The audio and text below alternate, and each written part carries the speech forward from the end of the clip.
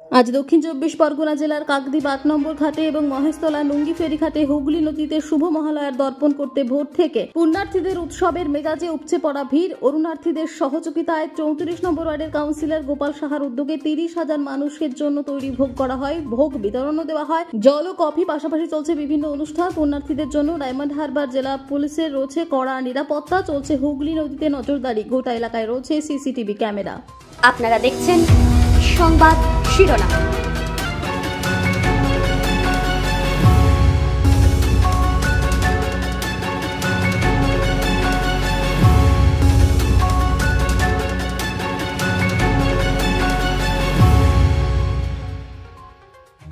প্রত্যেকবারের ন্যায় আমরা এবারেও করেছি। প্রত্যেকবার আমরা যেরকম করি আমাদের সংসদের নির্দেশে যে প্রত্যেকটা ঘাটে যারা দর্পণের জন্য আসছে তাদের যেন কোনো রকম অসুবিধা না হয় এবং সেইটা যেরকম নদীকে পক্ষে আমাদের দেখতে হয়। কেন আমরা তারা যারা সকালবেলায় খুব সকালে উঠে আসে তাদের জন্য আমরা কিছু প্রসাদের ব্যবস্থা করি।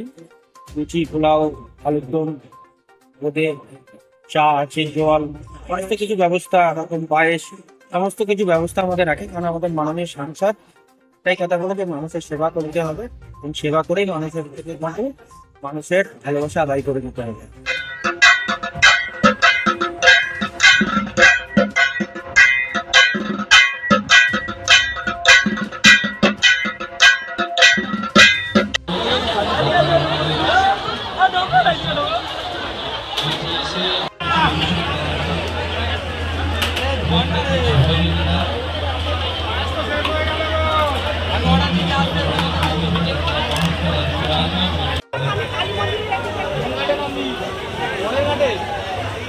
তখন অনুষ্ঠানে যারা